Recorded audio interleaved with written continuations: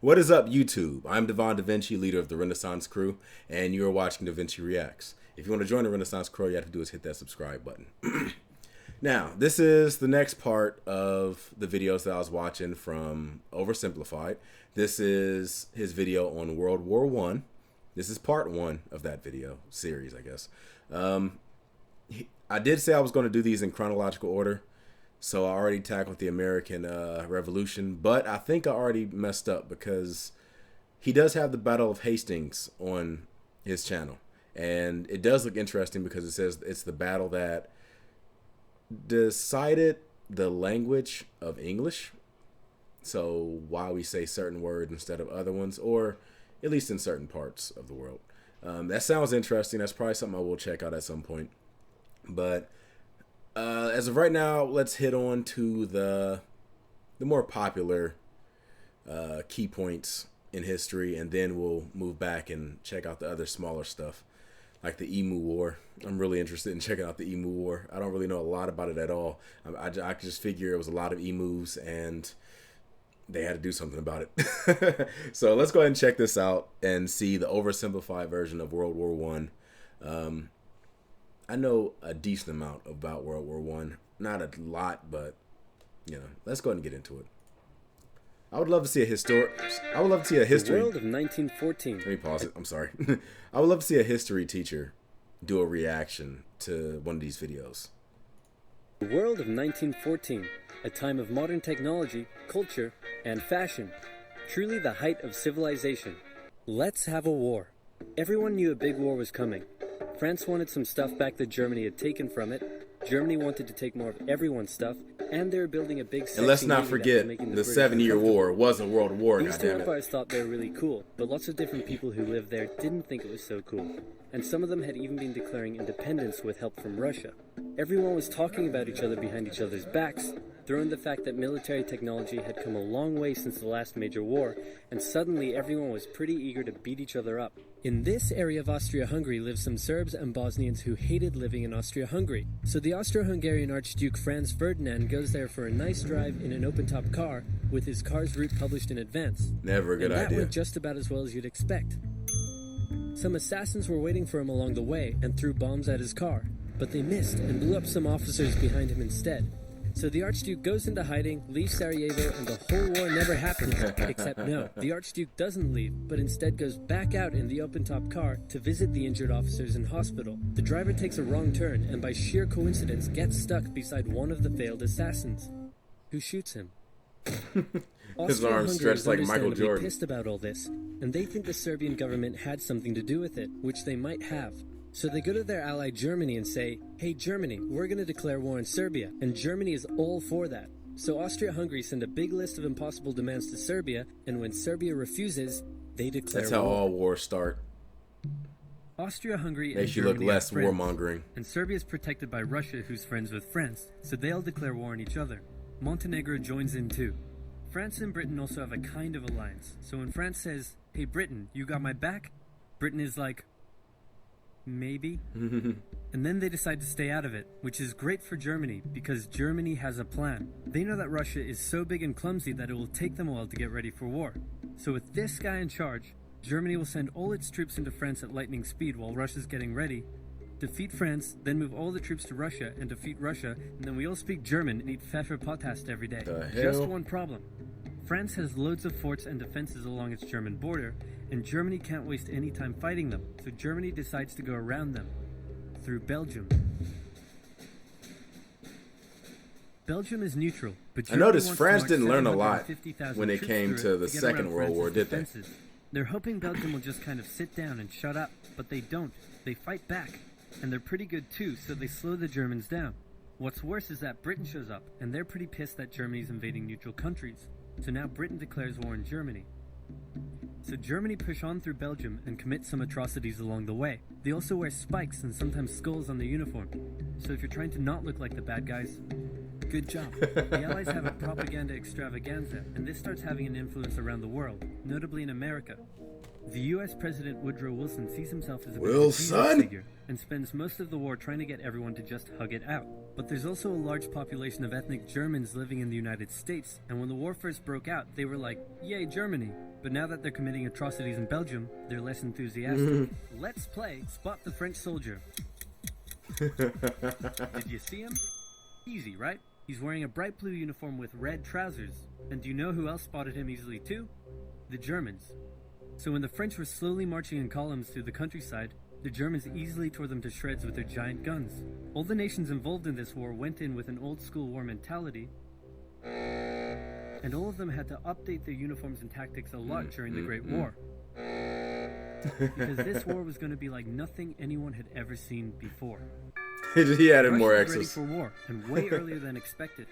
Hey, Austria-Hungary, can you get on top of that? Oh yeah, sure, we've got this. Nope.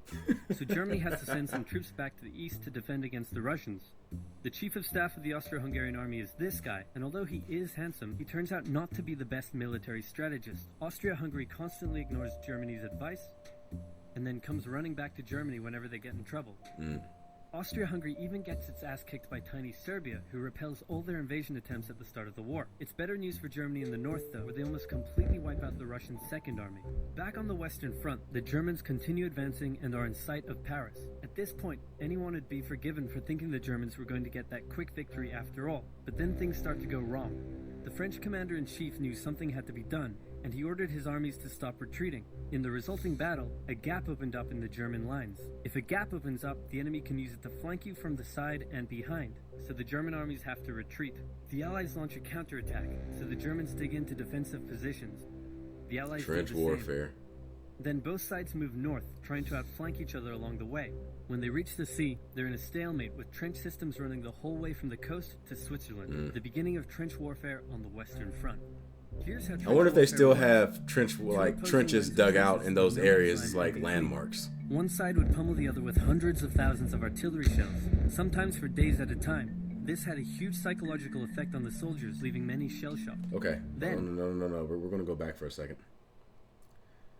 This guy right here. This guy is fucked. This dude is like 2 seconds away from turning everybody in that entire goddamn trench into a pair of goddamn military boots and a military jacket. This motherfucker's about to skin everyone. That's right, I said skin. This dude looks like he just don't give a fuck no more. He's done. This dude looks like, I don't know, is he spooked? He might be kind of fucked too. And these people don't feel shit because their arms aren't working. leaving many shell-shocked. Then, the attacking troops would leave their trenches and rush across no man's land, a muddy wet mass of shell craters and barbed wire. The defending trench would unleash machine gun fire on the attackers, inflicting thousands of casualties. The attackers would send wave after wave until either they gave up or the opposing trench was finally overrun. There would be months of fighting and the deaths of thousands in order to gain a few meters or kilometers of land. Living in the trenches was hard work too. Corpses, mud that could swallow you whole, pools of poisonous water, rats, disease, the smell. It's insane that millions of soldiers put up with these conditions, and commanders ordered them to do so for years. Yeah, that's crazy. Alright, we'll be sure to look out for part 2.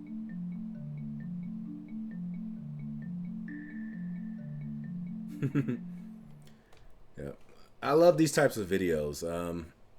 Videos where they give history lessons, but there's like an animation and stuff to it. Whether it's this or I heard somebody mention country, what was it called? Country balls? I may have to check that out in the future. There's also why is the name on the tip of my tongue? Y'all know who I'm talking about. The dude that does the stick figures, and what was it? Academy, the O something Academy. Damn it, I don't know why it's not like why I can't remember it, because I know as soon as I turn the camera off I'm gonna remember it and it's gonna fucking piss me off. So just know by the time y'all watch this I will know who the person was. Salmonella Academy. There we go. I don't know why I was blanking on that. But yeah, I want to see more videos like this. So if you guys know any videos besides like Salmonella Academy or Country Balls that does videos in a similar manner to this, well, I guess there's also like the infographic show kind of does it sometimes, and alternative history, they do it also.